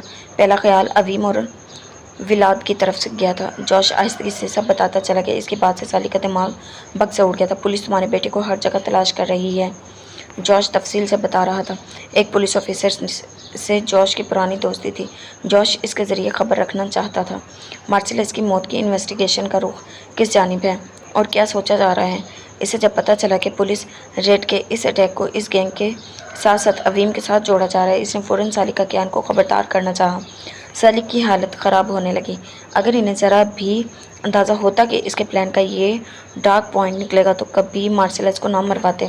اور ایک بار تم کار ریسر ولاد کے بارے میں بات کر رہے تھے، جوش نے دماغ پر زور دیتے کچھ یاد کرتے ہوئے پوچھا۔ ہاں، میں اسے اچھے سے جانتا ہوں۔ کیوں، کیا ہوا؟ سالک کا دل سکڑا۔ جوش نے گہرا سانس بھر کر نئی اطلاع دی۔ Riley Mike legal car racing میں اکثر اللیگل بیٹس لگانے والا بندہ تھا۔ ولادیمیر کا سپورٹس چھوڑنے کا فیصلہ اس جیسے بیٹنگ کرنے والے لالچی انسان کا ایک بڑا نقصان کر چکا ہے۔ جوش نے بتایا وہ کچھ الگ الگ گینگز کے پاس جا رہا ہے۔ ولادیمیر کو مروانے کے لیے کوئی اس کام کو کرنے کے لیے تیار نہیں ہو رہا تھا۔ ولادیمیر نہ صرف ایک لیگل کار ریسر رہا تھا بلکہ اب تو وہ ایک بڑے برانڈ کی ماڈلنگ کر چکا تھا۔ رائلی نے جوش سے بھی رابطہ کیا تھا۔ جوش مل نہیں پایا مگر ولادیمیر کا نام سن کر انکار کہلوا دیا۔ وہ ابھی بھی ایک پولیس آفیسر کو مروا چکا تھا، اب ایک اور ماڈل اور کار ریسر کا مرڈر کر کے پولیس کی نظر میں نہیں آ سکتا تھا۔ جوش کے رائٹ ہینڈ نے نہ صرف اسے انکار پہنچایا بلکہ ایک خطرناک لیڈی گینگسٹر ڈیزی وائلٹ کا مشورہ بھی دے دیا تھا۔ جوش کو جب یہ بات پتہ چلی تو اس سے پہلے تو اس بات پر رسپانس نہیں دیا، مگر جب اسے سالک کا کیان کی بات کرتے ہوئے اسے خیال آ گیا تھا، اس نے سالک کو کنفرم بتا دیا۔ ڈیزی وائلٹ کو فرق نہیں پڑے گا وہ کون ہے اور کیسا ہے، وہ پیسہ دیکھے گی اور کام کرے گی۔ ایک اور خبر، ایک اور دھماکہ۔ سالک کا کیان کے اعصاب جواب دے گئے تھے۔ ہر طرف سے گہراؤ بڑھ گیا تھا۔ وہ پسینے سے تر ہوتے چہرے کو صاف کرتے سوچنے لگا، کہاں غلطی ہوئی تھی ان سے؟ سب کام ایک ساتھ مگر وقت میں کرنے کی وجہ سے پھنس گئے تھے۔ مارسیلس کو مروانا، ولادیمیر کا کار ریسنگ چھوڑنا، ولادیمیر کا گینگ توڑنا، ان سب کے لیے انہیں ایک بڑا وقت چاہیے تھا، ایک طریقے سے اور سنبھل کر کام کرنا چاہیے تھا۔ ان سے یہ غلطی ہوئی کہ وہ تیزی سے کام کرتے لاپرواہ ہو گئے تھے اور بہت بڑی غلطی ہو گئی تھی۔ جوش معذرت کے ساتھ کال کاٹ چکا تھا۔ اس نے جتنا ہو سکا سالک کو بتا دیا مگر اب ان دونوں معاملات میں وہ سالک کی ہیلپ نہیں کر سکتا تھا۔ Daisy Violet. سالک دماغ پر زور دیتے نام بڑبڑا رہے تھے جب دماغ میں دھماکہ ہوا۔ ایڈم شاہ۔ انہیں ایک دم اس لڑکے کا خیال آیا تھا جو انہیں امریکہ میں ایک دو بار ملا تھا۔ ایڈم شاہ۔ دارم شاہ شیرازی۔ سالک نے تیزی سے یہ نام دہراتے ہوئے اپنے پی اے کو کال ملائی۔ ایڈم شاہ تک پہنچنا مشکل تھا مگر دارم شاہ شیرازی پاکستان کا ایک فیمس بزنس ٹائکون تھا۔ اس کا کانٹیکٹ نمبر کسی بزنس پرسن کے لیے حاصل کرنا آسان تھا۔ اب وہی آخری امید بچا تھا۔ پولیس سے نمٹنے کے لیے بھی، ڈیزی ویلٹ سے نمٹنے کے لیے بھی ایک امید جاگ گئی تھی۔ آخری سہارا باقی تھا۔ ایڈم شاہ سے رابطہ ہوتے ہی اس نے میٹنگ ارینج کی تھی۔ سالک سے سارا مسئلہ سن کر وہ پریشان ہوا تھا۔ یہ تو بہت بڑا ایشو ہے، میں اپنے کزن رائمن سے بات کرتا ہوں۔ ڈیزی ویلٹ تو رائمن کی پھپھو ہیں، وہ سنبھال لے گا سب، وہ اچھے پلانز بناتا ہے۔ دھرم نے مسکرا کر انہیں تسلی دی اور رائمن کو کال ملائی۔ وہ کال اٹینڈ نہیں کر رہا تھا۔ سالک بے چین ہونے لگے۔ تیسری ٹرائی پر کال اٹینڈ ہو گئی۔ ہے ایڈی، چلو بھی یار، مجھے تھوڑا انجوائے کرنے دو، میں تمہیں بعد میں کال کر لوں۔ Love you. وہ کلب میں موجود تھا، بھاری نشیلی آواز میں بول رہا تھا۔ دھرم نے دانت پیسے تھے، اس سے پہلے کہ وہ کال کاٹ دیتا دھرم بول پڑا، رائم اٹس ارجنٹ۔ دھرم نے سنجیدہ آواز میں اسے ٹوکا تو وہ نہ چاہتے ہوئے بھی سنجیدہ ہوا۔ کیا تم ٹھیک ہو ایڈم؟ میں تمہارے ساتھ ہوں بھائی۔ مجھے دھیان سے سنو، تمہیں اپنی آنٹی ڈیزی سے بات کرنا ہوگی، مجھے تمہاری مدد چاہیے۔ دھرم سنجیدگی سے بول رہا تھا۔ سالک خاموشی اور پریشانی سے ان کی باتیں سن رہا تھا۔ وہ رائمن کو ساری بات بتا رہا تھا جس کے نتیجے میں رائمن کچھ دیر چپ رہا، پھر مسکرا کر بولا، اپنے اس دوست کو امریکہ بھیج دو، اسے کہنا میں سب سنبھال لوں گا، اپنے لڑکے آ کر خود لے جائیں گے۔ رائمن کی بات پر دھرم کے لبوں پر مسکراہٹ پھیل گئی۔ وہ جانتا تھا رائمن بہت ڈیشلس پلانز بناتا ہے۔ سالک کا کیان اس کی بات پر حیران ہو گیا مگر پرسکون ہو گئے۔ رائمن ویلٹ کا پلان بہت بہترین اور فل پروف تھا۔ انہوں نے فوری امریکہ کی ٹکٹ کنفرم کروائی اور گھر میں کسی کو نہیں بتایا۔ कैसे सच्चाई आपी? आबिया ने सवालिया नजरें मुंतजिर नज़रों से राफिया का चेहरा देखा। बाप की बेरुखी और सख्त रवैये पर तो बचपन से उलझती आ रही थी, आज पहली मर्तबा कोई इसकी वजह बताने वाला था। राफिया ने गहरी सांस भरी और सब सच्चाई जो इसने माँ और बाप के बातों से जानी थी अब हर हर्फ आबिया को बताने लगी। माजी बहराम लगारी और वासिफ लगारी दो भाई थे। बहराम लगारी एक संजीदा मजाज इंसान था। इसके तालीम मुकम्मल होते ही इसकी शादी खालाजाद कज़न से हो गई, जबकि इसकी निस्बत वासिफ लगारी अय्याश फितरत था। तालीम मुकम्मल होने से पहले ही इसने अपनी पसंद से अपनी एक कज़न के साथ शादी कर ली। इसके अलावा भी वो रंगीन मिजाज इंसान दूसरी लड़कियों की इज्जत से खेलता रहता था और इसकी इस हरकत का खान्स को मालूम हुआ तो इन्होंने इस पर केस किया और इन सब लड़कियों को इंसाफ दिलवाया। बहराम लगारी ने शादी के काफ़ी साल बाद भी जब औलाद ना हुई तो वारिस के लिए दूसरी शादी का शोशा छोड़ दिया। बीवी ने कुछ अर्सा एतराज़ उठाया और फिर इस शर्त पर मान गई कि वारिस मिलते ही दूसरी बीवी को तलाक देगा और बच्चा पहली बीवी की गोद में डाल देगा। बहराम ने अपने ही घर की माली की बेटी पर पहले ही नज़र रखी हुई थी। समरीन खालिकदाद एक नहायत खूबसूरत और मासूम सी लड़की थी, यूनिवर्सिटी की स्टूडेंट थी। बहराम ने खालिकदाद को सर्वेंट क्वार्टर से निकालकर कदरे मुतवस्सत इलाके में एक घर लेकर वहाँ रखा। खालिकदादा को एहसान जताते धमका कर मजबूर किया, इतना का इनकार का कोई रास्ता ना छोड़ा। इसने ज़बरदस्ती समरीन से शादी की और ज़बरदस्ती ही रिश्ता कायम किया। समरीन के यहाँ 1 साल बाद बेटा पैदा हुआ, इब्राहिम लगारी, जिसकी शक्ल बिल्कुल बाप जैसी थी। पैदा होते ही बहराम लगारी ने बच्चा पहली बीवी की गोद में डाल दिया। समरीन बच्चे के लिए तड़पती रह गई, मगर इसे देखना भी नसीब ना हुआ। इब्राहिम के पास शर्त के मुताबिक बहराम समरीन को तलाक देनी थी, मगर वो मुकर गया। समरीन से बददस्तूर रिश्ता कायम रखा और पहली बीवी से ये बात छुपा ली। इब्राहिम लाडो में पलने लगा। इसके बाद बहराम लगारी की पहली बीवी के यहाँ यके बाद दीगरे 2 बेटियाँ हुईं, बड़ी अरफा लगारी और 1 साल बाद राफिया लगारी। वो ख़ानदानी बीवी की बेटियाँ थीं, इसीलिए लाडली थी। कुछ अरसे बाद समरीन के यहाँ दोबारा एक बेटी पैदा हुई, नहायत लागर और कमज़ोर सी। खालिकदाद और समरीन को इस मासूम परी के आने से बहुत खुशी मिली, मगर बहराम लगारी को पता चला तो आग गोला हो गया। इसे बेटी नहीं चाहिए थी और ये कसूर समरीन के हिस्से में डाल दिया गया।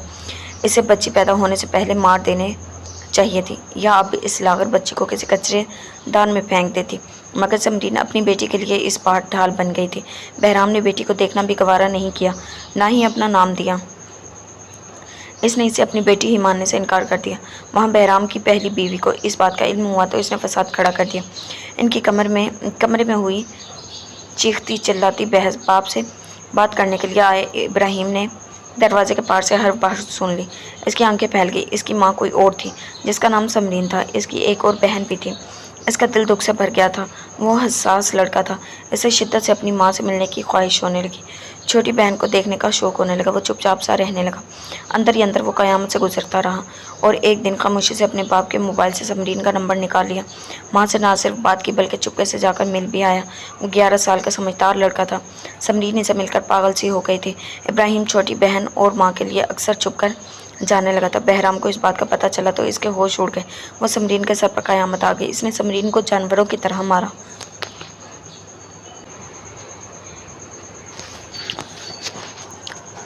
कोई भी बात माने या सुने बिना इसे यकीन था इब्राहिम से राब्ता करने और सच्चाई बताने वाली समरीन ही होगी। वहाँ इब्राहिम ने माँ, बहन और नाना से मिलने की रूटीन जारी रखी और बाप के मना करने पर भी नहीं रुका। बहराम लगारी रिस्क नहीं ले सकता था। इब्राहिम को ख़ानदानी बीवी के बेटे के तौर पर दुनिया से मुतारिफ़ करवा चुका था। वो नहीं चाहता था किसी को सच्चाई का इल्म हो। बेटे को माँ के पास जाने से रोकने के लिए इसने इसे कम उम्री में अमेरिका भेज दिया। इब्राहिम के लिए वहाँ एक फ़्लैट लिया गया था। इसने कुछ दिन बाद बाप को कॉल करके नाना, माँ और बहन को भी यहाँ भेजने का कहा। वो फ्लैट में इन्हें पास रख सकता था और किसी को खबर भी ना होती। इस बात पर बहराम लगारी का तैश से बुरा हाल हो गया। इसे लगा कि समरीन ने बेटे से यह फरमाइश की होगी। वो इसे बहराम लगारी के खिलाफ इस्तेमाल कर रही है। वो बेटे के ज़रिए ऊंचाई पर पहुंचना चाहती है। इसने जाकर बेटे के जाने के गम में डाल खड़ी कमज़ोर समरीन को बेदर्दी से मारा। बूढ़े बेबस खालिकदाद रोकते और बचाते रह गए, मगर इस जालिम ने इतना ज़ख्मी किया कि इसकी जान चली गई। खालिकदाद सत्ता हो गए, ज़ख्मी बेजान माँ के करीब पड़ी। रोती हुई आबिया का वजूद भी माँ के खून से भरा हुआ था। वो इस वक्त बुखार से तप रही थी।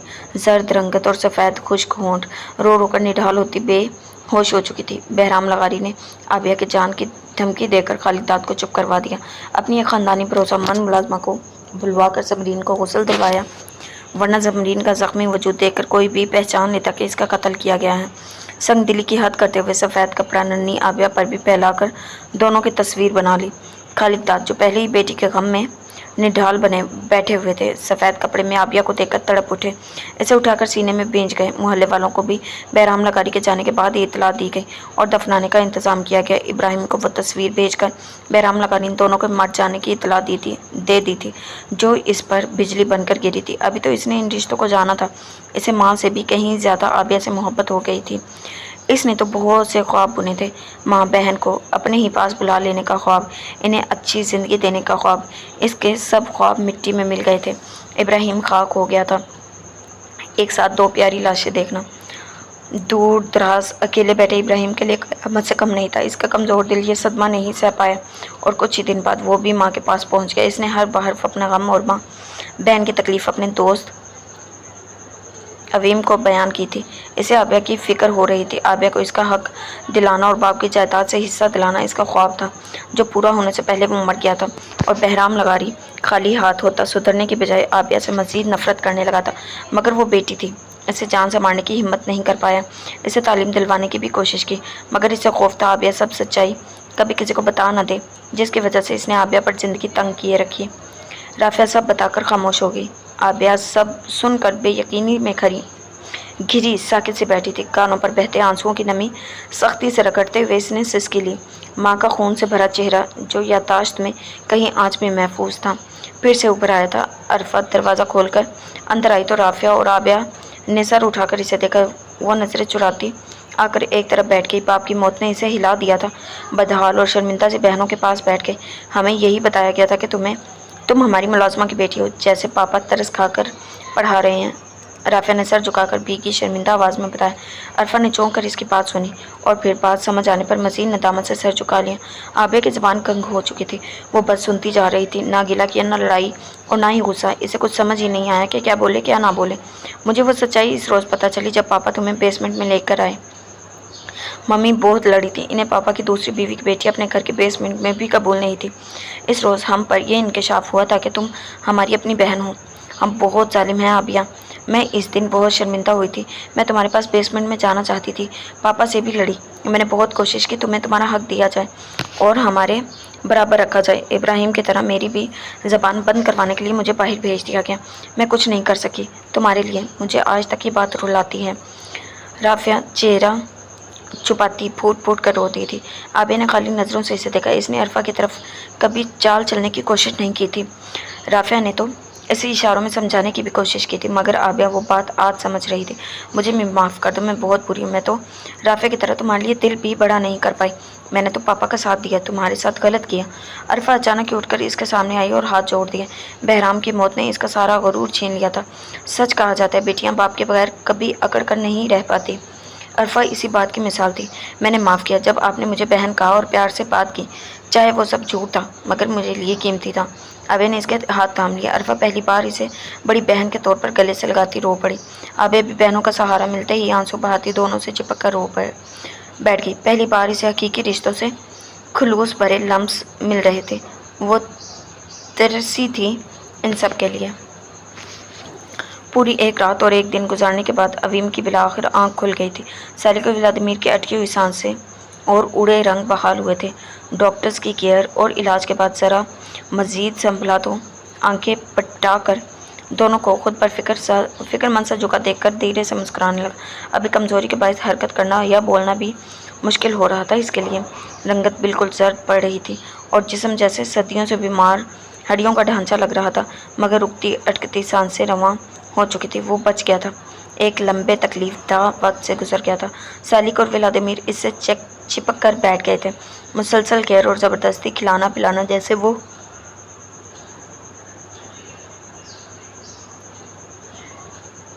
कोई बच्चा हो जिसके लिए अच्छी खुराक ज़रूरी थी।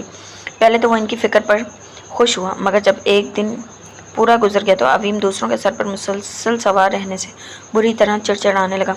बेचारगी से सर पटकता मजबूर सा बिस्तर पर पड़ा रहा। शिद्दत से ख्वाहिश कर रहा था कि काश वो हिलने के काबिल ना होता तो इन लोगों को यहीं छोड़कर खामोशी से निकल जाता। رات ہونے پر دونوں کے ایک طرف ہو کر سو جانے پر اسے باقی گھر والے اور آبیہ شدت سے یاد آنے لگی۔ آبیہ کا سوچ کر اس کا دل دھڑکنے لگا۔ اگر وہ مر جاتا آبیہ کا کیا ہوتا؟ شاید وہ تو رہ لیتی، مگر عویم تو مر بھی نہیں سکتا تھا۔ اسے دیکھے بغیر رگوں میں خون کی طرح بہتی تھی، جسم میں روح سے بھی کہیں زیادہ ضروری تھی وہ۔ اب بھی وہ اس سے ایسے ہی سوچتا تھک گیا تھا۔ سائڈ ٹیبل پر دوسرے بازو کو لمبا کرتے ہاتھ مار کر اس نے سالک کا موبائل اٹھایا۔ حرکت کرنے سے جسم میں ہوتی تکلیف ایسی بڑھی کہ کچھ دیر بے حس و حرکت پڑا، گہرے گہرے سانس بھرتا خود کو نارمل کرنے لگا۔ پھر کچھ سنبھل کر موبائل سامنے کیا۔ آبیہ کا نمبر تو اسے ازبر تھا۔ کال ملا کر موبائل کان سے لگایا۔ اس کی آواز سننے کے لیے سماعت بے چین تھی، پورا جسم جیسے کان بن چکا تھا۔ ہیلو جی، اسپیکر سے حالانکہ آواز ابھری۔ سالک کا نمبر آبیہ کے موبائل پر سیو نہ ہونے کی وجہ سے شاید وہ پہچان نہیں پائی تھی نمبر۔ آنی، میں عویم دھیمے لہجے میں بولا۔ عویم، او میری جان، کہاں گم ہو اتنے دن سے؟ واپس کیوں نہیں لوٹے ابھی تک؟ شادی میں 4 دن رہ گئے ہیں بیٹے، آخر کیا ارادہ ہے؟ خالہ تو اس کی آواز سنتے ہی تیزی سے بولی تھی۔ وہ آنی کچھ کام میں پھنس گئے تھے، مگر شادی تک پہنچ جائیں گے، ڈونٹ وری۔ وہ بولتے بولتے ذرا رکا، اتنی سی بات کرتے ہی سانس پھول گیا تھا۔ عویم ٹھیک تو ہو نا؟ آواز کمزور لگ رہی ہے۔ اس کی کمزور کپکپاتی آواز پر حالہ چونک گئی تھی۔ فیور ہے تھوڑا۔ اس کے لیے مزید بولنا مشکل ہو رہا تھا، بہانے پر بہانے۔ آبیہ کی آواز سننے کی بےتابی بڑی تھی۔ فیور؟ وہ اوہ اللہ صحت دے بیٹا، کیا کوئی میڈیسن لی؟ سب ٹھیک تو ہے نا عویم؟ یہاں سب پریشان ہیں۔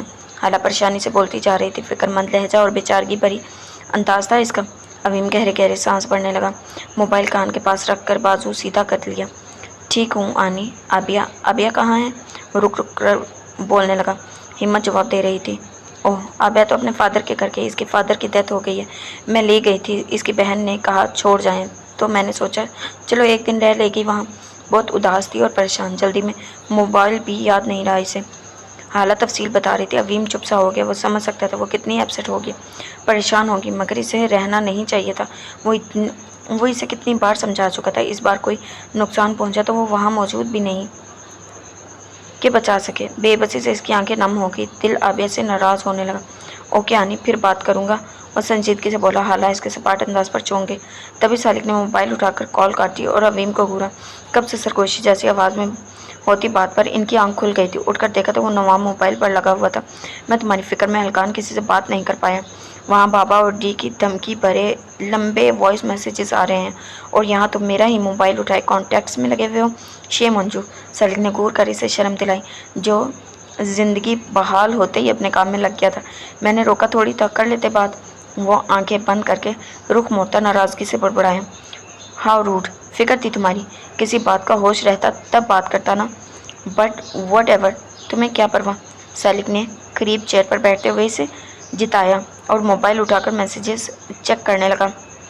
میری پرواہ، صبح کا ہوش آ چکا ہے مجھے، اور آپ نہ جانے کہاں غائب تھے، اپنے کوئی سیکرٹ کام میں ہیں، اور نام میرا لگا رہے ہیں۔ وہ پھولتی سانسوں اور ختم ہوتی ہمت کے ساتھ بھی سالک کو برابر جواب دے رہا تھا۔ سالک نے اسے گھورا۔ شٹ اپ، جو بھی میس تم دونوں نے پھیلایا تھا اسے سمیٹ رہا تھا۔ تم پر اور ولادیمیر پر کیسز ہو گئے تھے اتنے۔ ایگل کی ٹیم ڈسپن کرنا الگ عذاب۔ وہ رائلی ایسے چھوڑنے والا نہیں تھا ولادیمیر کو۔ میں اچھے سے سب کو ٹھکانے لگا لیتا، مگر یہاں وقت کی کمی ہے۔ اب میڈیا نے ولادیمیر اور عویم خان کی فیک جلی ہوئی لاشوں کو دکھا دیا ہے۔ اب سب ختم ہو گیا ہے۔ تمہارے کچھ سنبھلتے ہی ہم واپس چلے جائیں گے۔ مجھے پرائیویٹ پلین یا جیٹ کرنا پڑا تو کر لوں گا۔ اب چپ کر کے سو جاؤ اور اپنی طبیعت ٹھیک کرنے پر دھیان دو، سالک تفصیل سے بتا رہا تھا۔ عویم نے پرسکون سانس بھری۔ ولادیمیر بھی اٹھ چکا تھا، سالک کی بات سن کر مطمئن ہوا۔ عویم آنکھیں بند کیے پڑا تھا۔ اب تم دونوں ریسٹ کرو، میں ذرا گھر والوں سے کلاس لے لوں۔ سب نے ایسے ایشو بنایا ہوا ہے جیسے بچہ کھو گیا ہو ان کا۔ سالک منہ بگاڑ کر بولتے دونوں کو تاکید کرتے ہوئے اٹھ کر باہر نکل گئے۔ Are you okay Awaim? You look terrible. تم ٹھیک ہو عویم؟ تم بہت بدحال لگ رہے ہو، تم تھوڑا ریسٹ کیوں نہیں کر لیتے؟ تمہیں درد ہے؟ ولادیمیر نے اٹھ کر بینڈیج کا جائزہ لیا اور نرمی سے کہا۔ عویم کے پریشان چہرے کو دیکھ کر وہ بھی فکر مند ہو گیا تھا۔ کچھ کب سے بولنے اور حرکت کرنے سے بھی وہ تھکن کا شکار ہو گیا تھا۔ میری بیوی بہت تنگ کرتی ہے ولادیمیر، عویم بے چارگی سے بولتا۔ تھک کر چپ ہوا، ورنہ دل کر رہا تھا بہت ساری شکایتیں کریں۔ اس کے لیے دل میں اتنی ناراضگی بڑھ چکی تھی کہ بلا تکان بولتے رہنا چاہ رہا تھا۔ وہ زج کر دیتی تھی۔ ولادیمیر اس کی حالت پر ہنسی دبا گیا۔ اس کا جملہ ہنسا رہا تھا اسے۔ کیا وہ پریشان ہے؟ ہم نے کافی ٹائم سے پراپر کانٹیکٹ نہیں کیا اس سے۔ میری بھی ارما سے بات نہیں ہوئی آج۔ بہت بری طرح ناراض ہو رہی ہوگی۔ اسے شک ہے ہم دونوں اپنی شادی سے بھاگ رہے ہیں۔ تمہاری فیملی تم پر بہت غصہ ہے۔ انفیکٹ اب تو انکل بھی پھنس چکے ہیں۔ مجھے تو لگتا ہے شاید اب ہمیں گھسنے بھی نہ دیں گھر میں، ولادیمیر نے بتاتے ہوئے جوری لی۔ ارما نے اسے کال کر کے نہ صرف خود دھمکیاں دی تھی بلکہ احرام صاحب، ماریا بیگم اور دیالا کی طرف سے بھی 4-5 دھمکیاں بنا بنا کر اسے بتائی تھیں، اور بنا کوئی وضاحت سنے کال کاٹ دی تھی۔ وہ دونوں چند دن کا کہہ کر آئے تھے اور اب واپس آنے کا نام نہیں لے رہے تھے۔ سب کا غصہ بنتا تھا۔ نہیں، اسے تو شاید پرواہ بھی نہ ہو میں جاؤں یا نہیں۔ وہ سیڈ ہے، اس کے فادر کی ڈیتھ ہو گئی، وہ وہاں گئی ہوئی ہے۔ مجھے اسے وہاں رہنا نہیں چاہیے تھا۔ اسے وہ سب کرنا ہوتا ہے جس سے میں منع کرتا ہوں۔ مجھے اس کی فکر ہو رہی ہے بس۔ وہ بول بول کر تھک رہا تھا اور تھک تھک کر بول رہا تھا۔ آبیہ کی آواز سننے کی خواہش پوری نہیں ہو رہی تھی، الٹا پریشانی بڑھ رہی تھی۔ اوہ اوکے، تم پریشان مت ہو ابھی، وہ ٹھیک ہوگی، تم پریشان مت ہو پلیز۔ تمہاری کنڈیشن سب برداشت نہیں کر سکتی۔ You have to take rest and take it easy please. Vladimir اسے نرمی سے سمجھاتا فکر مند ہوا۔ اویم آنکھیں بند کر گیا۔ اب کچھ کر بھی نہیں سکتا تھا۔ شاید اس سے بات کر کے سکون مل جاتا، مگر جی تو جناب یہ تھی ہماری آج کی ایپیسوڈ۔ امید کرتی ہوں پسند آئی ہوگی۔ ملتے ہیں نیکسٹ ایپیسوڈ کے ساتھ۔ اللہ حافظ۔